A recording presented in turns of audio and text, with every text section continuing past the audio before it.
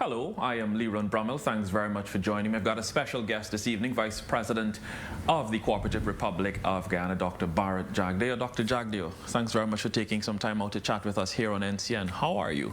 I'm good. A bit busy, but good generally. You know, when you're in opposition, you have a bit more time. And although there are many issues, and you see a lot of people in opposition, you tend not to have to implement things, and therefore you have more time to do public relations work and to do more advocacy, and people tend to see you a bit more in the public domain. So a lot of people have been calling me to say, we don't see you often in the media, and we don't see your regular press conferences and what's happening. Are you ill, or are you doing something else? And I just want them to understand that the primary purpose of government is to deliver on its promises, to move the country forward, to ensure that they improve their lives or create the conditions to improve their lives of all the people of the country. And so we are busy working towards that, getting the plans, programs, the things that we promised implemented. And we have a far-reaching vision for this country. We had defined this vision in several documents in the past, working on the National Development Strategy, then the Low Carbon Development Strategy, the Poverty Reduction Strategy, the National Competitiveness Strategy. And if you group all of those together and you see how they have evolved over time, they all had a far-reaching view of where we want to take Guyana. Unfortunately, that momentum died a bit, and the upward trajectory leveled off in the last 5 years. And had APNU just continued with the plans rather than try to reinvent things, or if they had only focused more on implementing initiatives, our country would have been far advanced on that agenda. It's almost like having to reboot the agenda now and to get things that we thought were clearly and evidently beneficial to the country and would be embraced by everyone, that those things would have been implemented without the politics coming in between, like the Amala Hydrofall project. But the politics got involved and they killed that project. And therefore we now have to go back and start the agenda. So that is, in a nutshell, what has been happening. We're extremely busy trying to get that agenda going. And we could have taken a relaxed attitude, say, oh, it's COVID, let the entire government go into a lockdown mode, don't see ministers. I saw APNU in their 100 days plan that gave us a F. And one of the 100 things is that ministers contracted COVID. We got an F for that because 2 ministers contracted COVID. COVID is a pandemic, anyone can get it. But the government had to make a conscious decision to go out and meet people again. And I'm very much aware about the people who come out to those meetings. They are fearful about catching the coronavirus. And also the ministers and others who go out, they also have families and they have fear. But our country demands it. Too many people are suffering, and a lot of the people who come out there because they have real issues to address, and whether it's NIS or a land issue or simply a fact that they need a job. So we've had to brave the pandemic and try to create a semblance of normalcy although nothing is normal about this crisis, the pandemic that we're in, but so that more and more people can go back to work, reopening our airport so our tourism sector can pick up, more people can travel back. I spoke with one person who had laid off. He has 300 staff. He laid off 250 of them, and he said, since the airport reopened and we opened up, extended the curfew hours, he's rehired all of them. That's 250 people back to work, and this is a medium-scale business. Right. So that sort of thing we're working on, but so people would not see us so much in the public domain. Vice President, you said a lot of things in your opening statement. Let me go back to the first one as I pull out here. You spoke about the trajectory, and then we panned off for 5 years, and now we're trying to come back up. And this more comes down to what Parliamentary Government Affairs Minister Teixeira said in the earlies. Parliamentary diplomacy and maturity. Do you think it is time for us as a nation to sit down to say, this is the trajectory we want to go on, regardless of whoever's in government? I asked this having lived in Trinidad and Tobago for a while, and there is a continuity, a push to Trinidad want to develop country status in 2020, and it fell down. And so I'm asking at this stage, is there a discussion to come in the future where politicians from across the country can sit down and chart a way for Guyana to move forward? Okay, we tried to achieve that through first of all, the National Development Strategy. When I included people, Dr. Jagan asked me to be in charge of the initiative. I was at finance. And then we got Dr. Kenneth King, who was one-time General Secretary of APNU, to work through civil society on the document too, with a group of people in civil society. And then we asked for it to be debated in the National Assembly so it would be adopted as a country document. Unfortunately, that faltered. And then we did the same thing with almost every strategy we've done so far. We have had widespread consultations.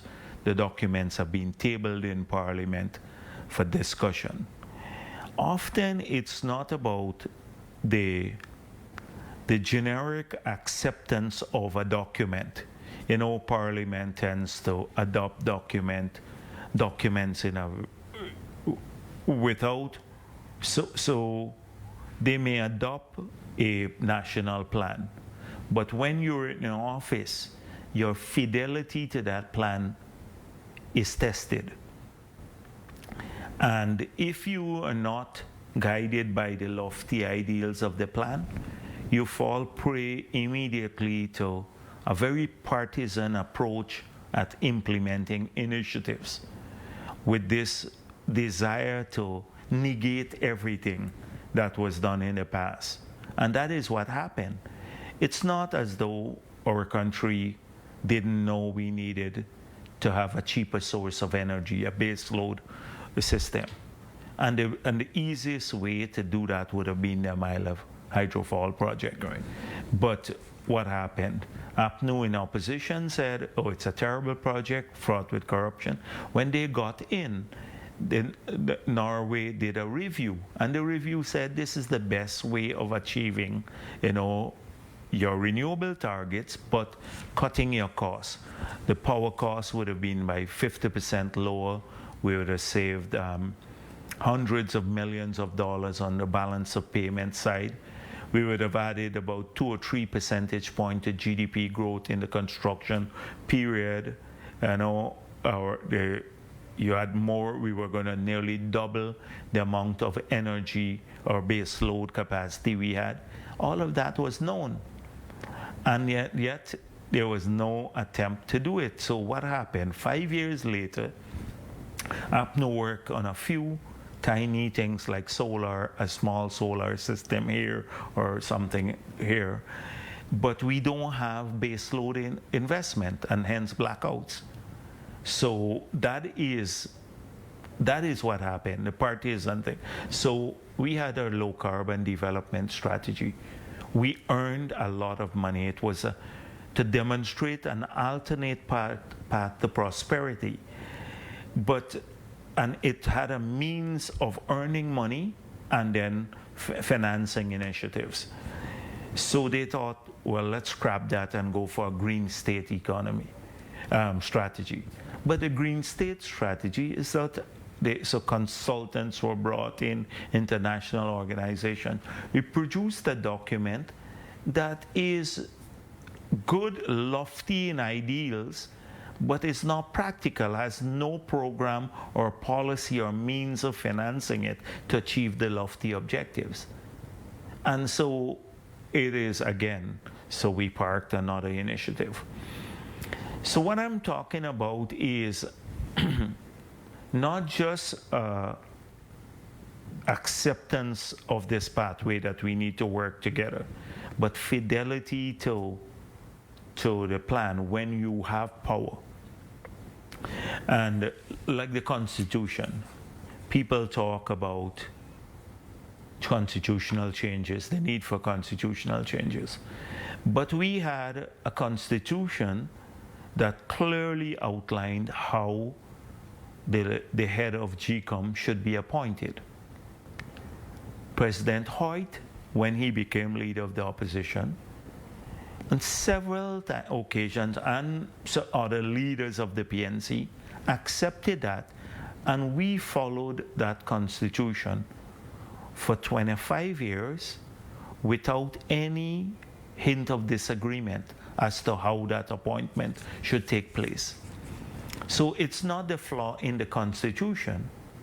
Then President Granger comes along and he has a totally different view and implements that, puts the country through trauma. We had to go all the way to the Caribbean Court of Justice to have it reversed.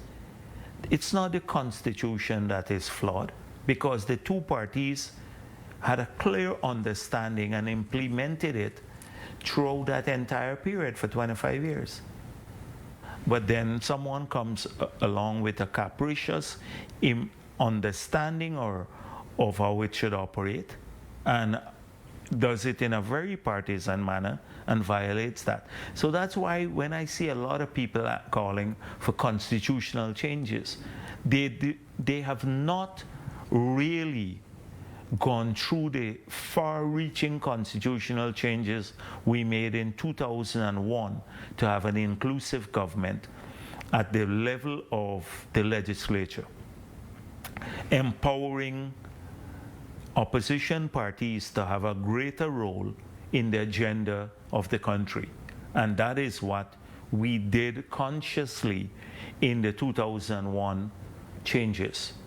So for example, we established several commissions, the 4 standing committees on the natural resources, the environment, social services, foreign affairs, and economic services. So these are 4 standing committees. We agreed to rotate the chair. We will chair 2, or the government will chair 2, the opposition will chair 2. In the United States of America and other places, if you're in power, you have the majority, you chair all the committees. We decided we will rotate, we will have the parties share the chairmanship and then rotate the chair. So that was one way how you have inclusion. And those standing committees have the power of reviewing government policies in all of these areas: social services, natural resources, foreign affairs, and economic services. Very far-reaching. We've never put those committees to full use. You asked me about the legislature earlier. Then the constitutional commissions. We've established 5 rights commission and the procurement commission. Then the service commissions, the police service, teaching service, judicial service commissions, etc., the 4 commissions there. we had a greater say from Parliament to name the commissions and less so from the executive. I can go on about all of these changes. So coming back to the point, I see the need for us as a country to settle on one agenda for the future, an agenda that progressively takes us upwards, and that parties can then all subscribe, play the politics, but still subscribe to the overarching economic agenda. So I see the need for that. We still have to, notwithstanding the fact that all of the efforts we may have failed, we still have to reach out and have that done. The problem now is that we don't have a honest interlocutor on the other side, because you do have internal turmoil in APNU at this point in time. And if you look at the negative, it's almost infantile, the politics they're playing. I've seen this like 100 days thing card, the report card, and only a child would write like this. Well, not a serious political party. Therefore, no, and child. But I'm saying that they have to have an honest interlocutor. You have to have somebody across the table from you who will say, we'll go through bumpy times together, but I can give a commitment and keep that commitment from my side. That's the only way you can have negotiations. I'm not sure that Harman can do that, given what has happened, the pathway to which they have, or how the recent dealings with his own party. So a lot of the people who are placed as members of parliament are not hardcore, well, they didn't come out of the party structures. They are rewarded for loyalty to Harman. And Mr. Granger, because he is head of the list, he put them as parliamentarians. So a lot of the other people got excluded from parliament, like Valda Lawrence, Norton and stuff. So when are they going to be sitting aside? They'd have a Congress upcoming, and I know Mr. Granger and Mr. Harman have been going out extensively now trying to diminish Valda's chance of getting back up. So there's that work, and a party work going on, Mr. Granger helping Mr. Harman hopefully to emerge. But who do we speak with on the other side? Which would have been my next question. Right. Who do you see on that side as being this quote-unquote honest interlocutor? That is it. At this point in time, I can't see a single individual who can stand up and say, we speak for the collective, and we are going to make some commitments here about working together, and that in the future, and then has the ability, that person has the ability to defend and have the party accept those commitments. So that is hard too when you try to engage in a dialogue, which is what we promised in our manifesto and throughout the period, and even now it's very important for us talking about the future. But you have to have people to talk with who are not more concerned about defending illegalities. So when we have a clear case of a transfer, for example, of a transfer of land worth $1 billion to a private individual, where they vested the title in the person's name, and the person has not paid a cent, although there is a payment schedule in the contract, that's criminal. You have to, that person has to be charged. Now, along comes Mr. Norton, and he says, don't transfer back the land, don't give up the land to the government. Now, here is a party saying that a person can get $1 billion worth, based on their valuation, $1 billion, get a piece of land worth $1 billion, vested, already have the title to it, doesn't pay it a cent, and that person must not give up back the land. That's their party's position now. They're defending the illegalities. That is what APNU is about doing now, the opposition. I can give you about 30 cases where that happened. That's just off the top of my head. And where it happened blatantly. For example, President Granger never gave Trevor Benn the right to sell land. We look at the instrument. You have to publish it in the Gazette. He never had the right to dispose of land, just to lease the land on. He's exercising that responsibility on behalf of the president. The president has delegated the responsibility because it's the minister who is the president under the act that has that responsibility, leasing lands, etc. Never given to him. But this gentleman sold a ton of land to individuals at prices that are unbelievable. So who is to be blamed now? So we have to now ask President Granger, did you authorize this through a side letter or so, all of these sales? Because we think a lot of the sales are illegal too. They lack transparency, etc. There's a lease at Ogle for 200 acres of land. And in the lease document, it doesn't say where the 200 acres are leased. And this is what, I don't want to belabor those points, but this is precisely what APNU is doing now, defending. Their position should be, where there is illegality, people have to face the music. This is what we said when we were in opposition. If there is any illegality committed under the PPP, and you remember they were complaining about us, etc., people they have to face the law. That is what they should be saying. But many of the people who are in opposition now, and many of the MPs, were part of this illegality because they were the lawyers for the transactions, or they're the beneficiaries of the transactions.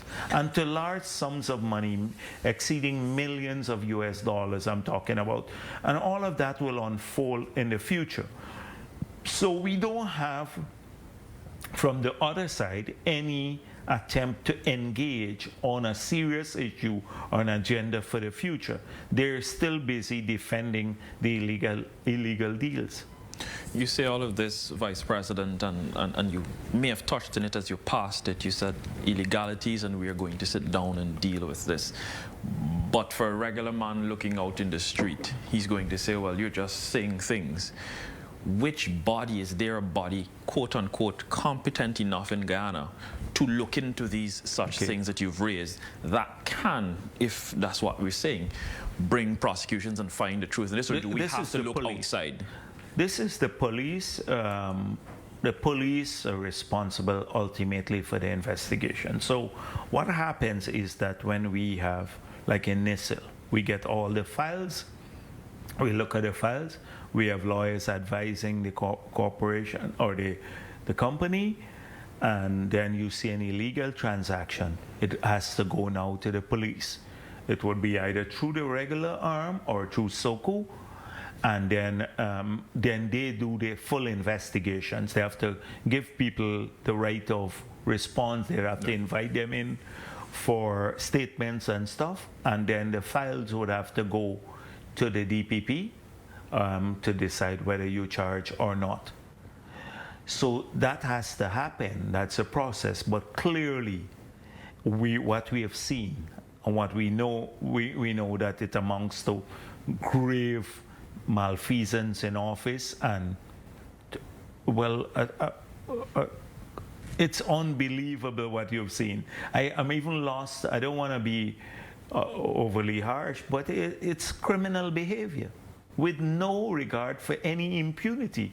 I don't even believe that some of these people thought that these transactions will ever see the light of day. That is the only reason why they pursue them. And I can give you 30 of them now that we have, at least 30. And we have not touched the tip of the iceberg, I said.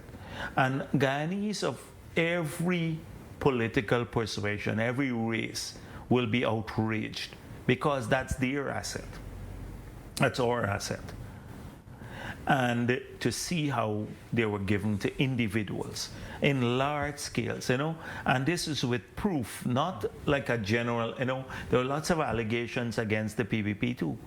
And they had all these years, 5 years, to prove those allegations. They never managed to. We will be able to prove this in a matter of days. In a matter of days, we can do this. We can show you the documents. So, but we didn't want to get stuck on that agenda. That is why you have not seen, they had an obsession with doing this, coming after the PPP. They looked at every bank account. They hire companies to check our assets abroad. They looked at everything. But that seems to be all that they were doing, and now forgot that you have to manage, and you have to, when you're in government, people look to you to solve their problems. And this is what we've been focusing on, trying to reboot the economy, because that's the first order of priority, getting more of our people working or back to work. And then trying to get as much assistance as we can to them immediately. That's why we devised this $25,000 per household assistance.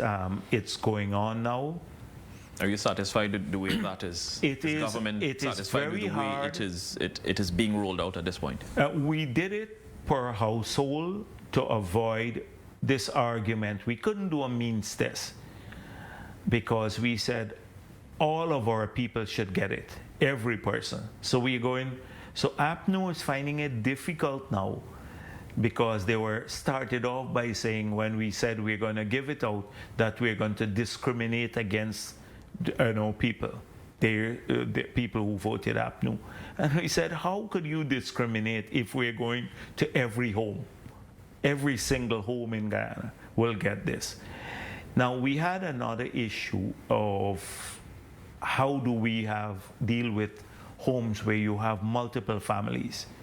And if you give people 100 packages of $25,000, you're going to have 10 persons claiming they have their own pot in the home. They cook their own pot. So we said we're going to give one for every household. So that's easy to audit. If we go to a village or a ward in the city, we can count how many households are there. So we say 50 houses in this block, only 50 envelopes. And then you fill a pink slip. And then we come back now and send a team to investigate whether it's really 4 families in the household. And if there are 4 families, they will get 2.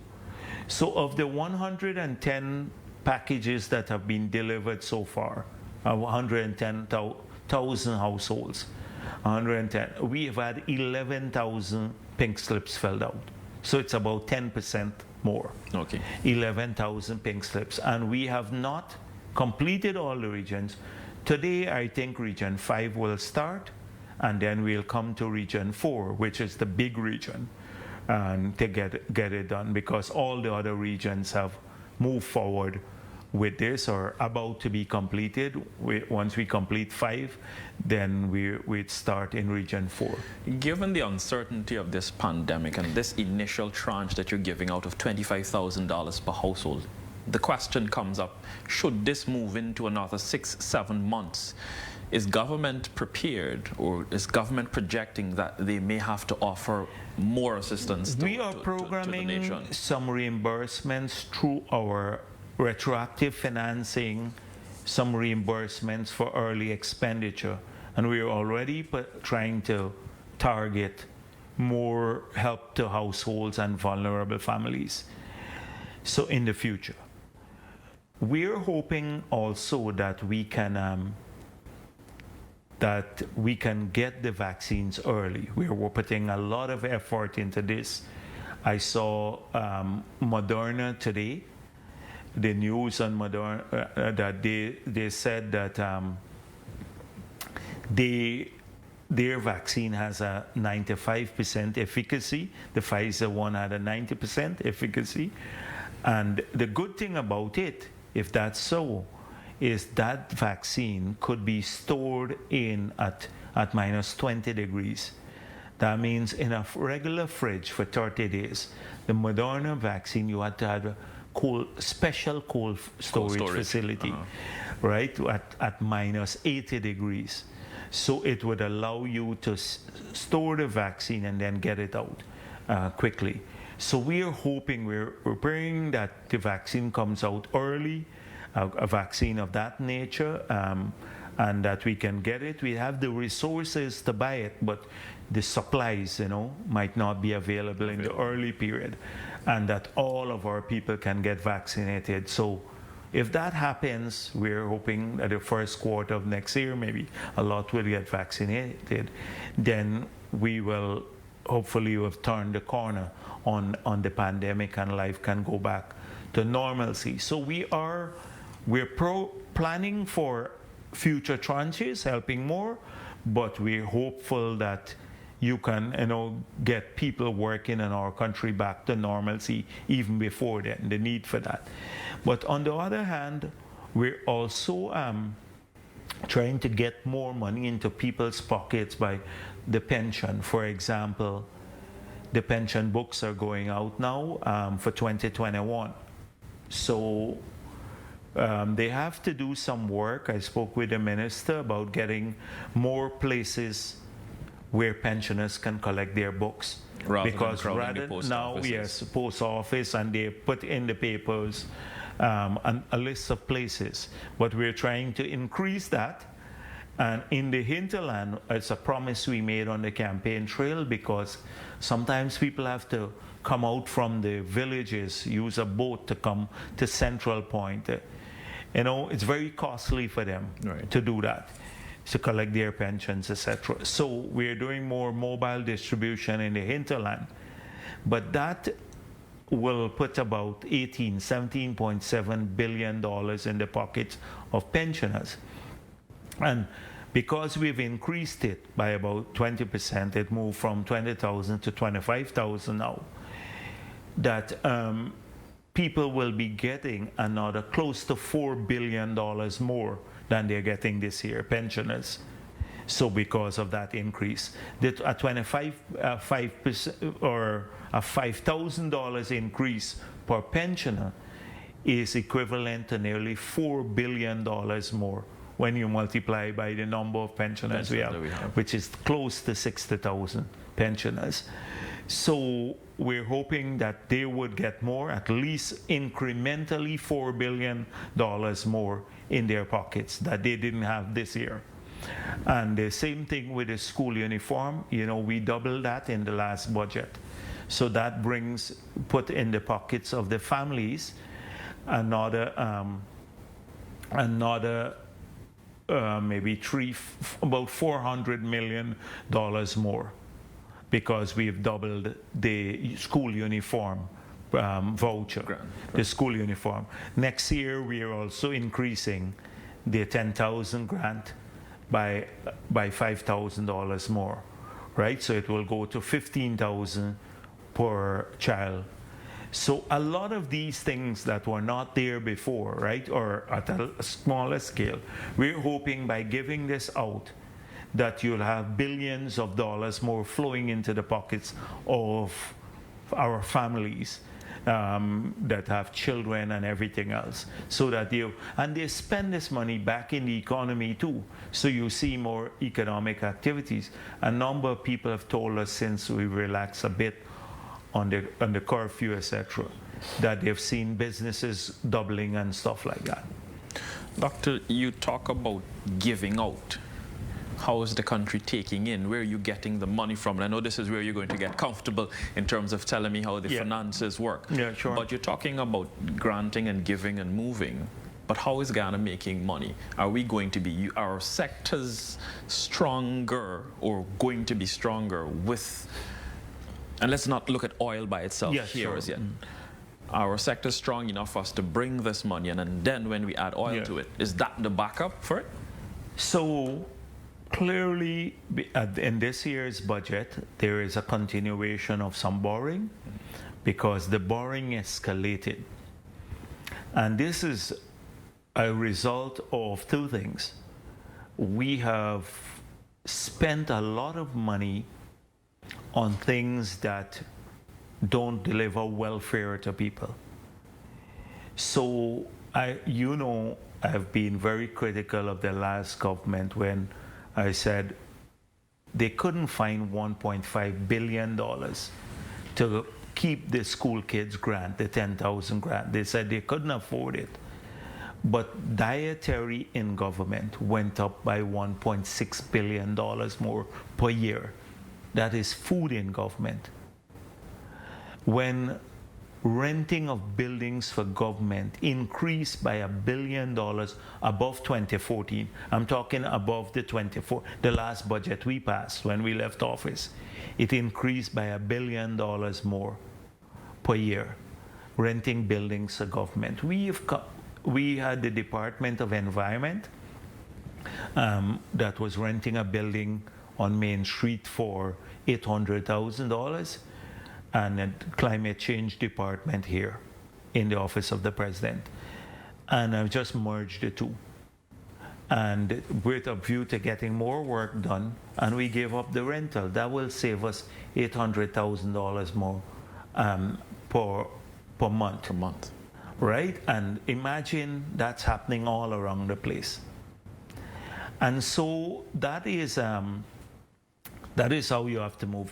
Vehicle maintenance and stuff. So a lot of the money escalated in things in the last 5 years on a whole range of things and agencies that were not producing welfare for people. Look at SOCU. We've terminated SOCU. But SOCU probably would spend $600 million a year. Not SOCU, SARA. But SARA never recovered. This was a state asset recovery agency. Never recovered a cent of money from persons who were supposed to have stolen the money.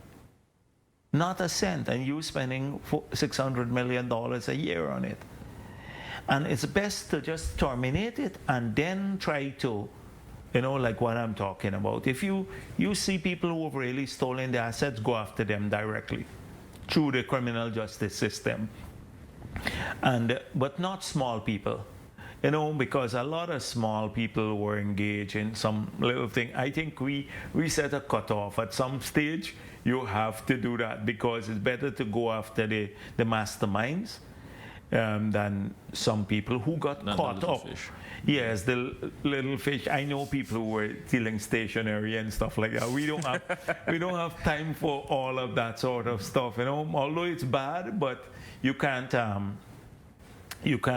because it was tolerated. But that's what I'm speaking about. So a lot of the strain on the budget came because of this rapid growth in recurrent expenditure.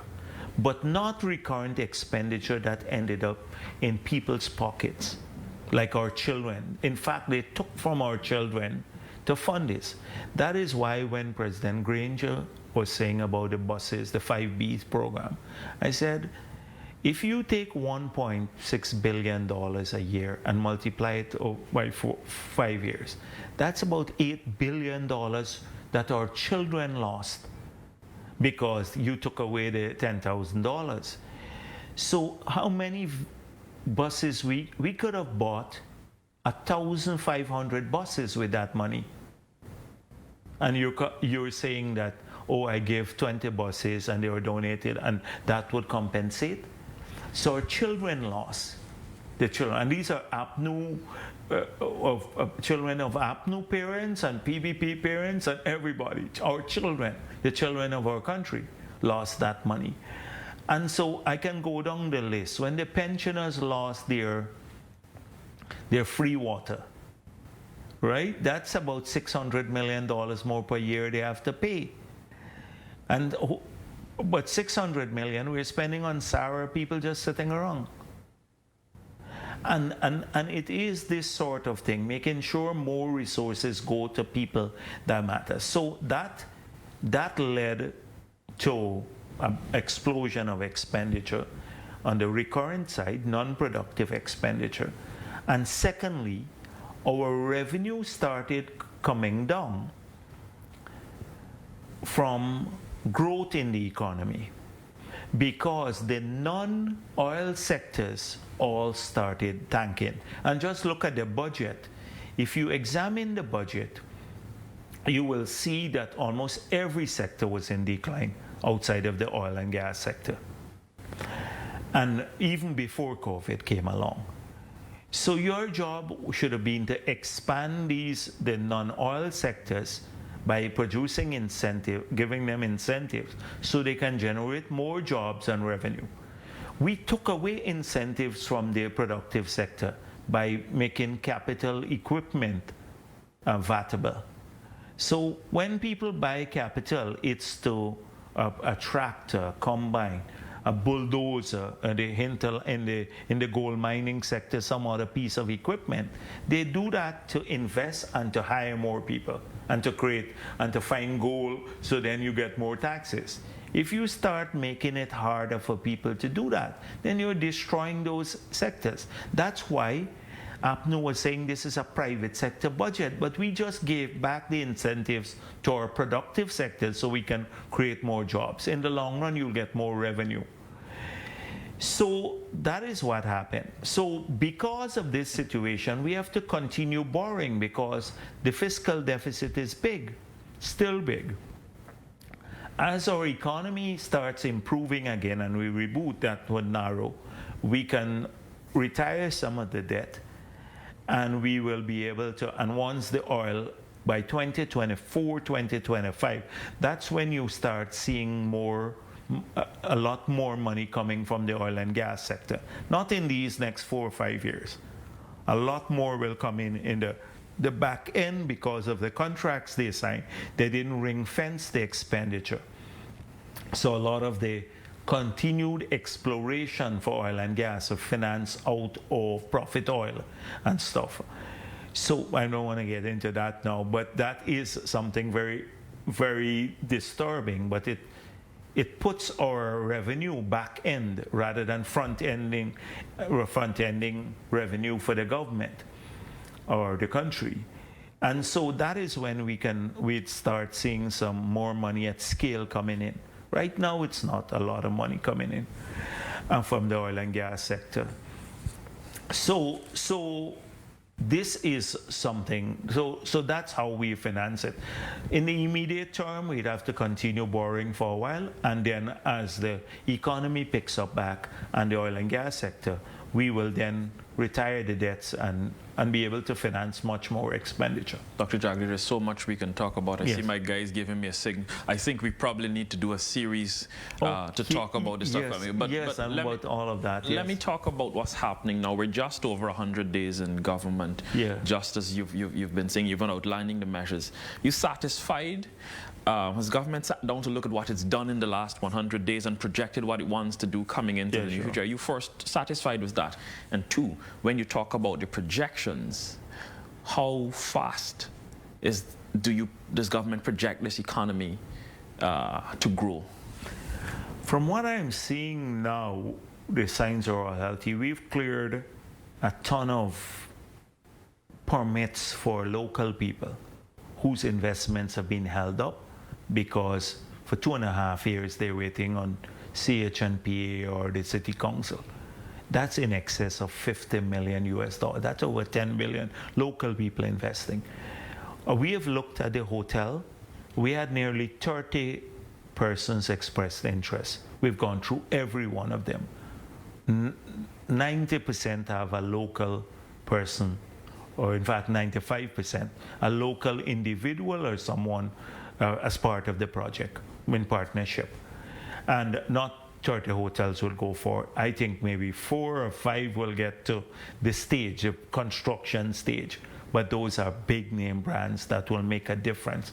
I've seen how retail traders started picking up just by talking to people on the imports and for Christmas. So the economy, in spite of the COVID, we've been trying to boost it. And it's going to get better. In the sugar industry, we now have several proposals to some of their states of partnership, but that will return some dynamism to to these places, like Berbice and stuff. Wales is separate. We are trying to put in place an authority there. So with our plans, it will take a year or two to really get the economy in really good shape, and a lot of hard work. But I think you're going to have a booming economy in the near future, with multiple sectors opening up. And we've been aggressively pursuing this day and night since we got into office. You mentioned 100 days, just over 100 days, but you have to remember that the first 2 months, from August 2nd to the 30th of September, we didn't have a budget. So we were working without a budget. The budget was only approved, the appropriation bill, on the 30th of September. So we worked for 60 days without any means of financing and moving forward, and implementing our program. But so it's not and then you're doing it in a COVID-related environment.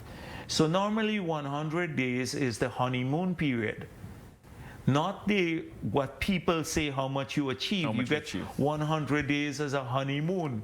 We never had the honeymoon period, You get one, and after that, people start saying, well, now we're going to give you a break for the first 100 days and not question you too much because you're just finding your way and put in. We had to do all of that and still achieve a lot. I can tell you about all the things we've done on energy side and projects and the budget and a whole range of stuff.